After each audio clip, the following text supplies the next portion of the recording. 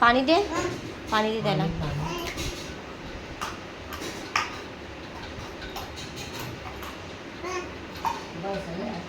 झालं, भांडी घासतो आता.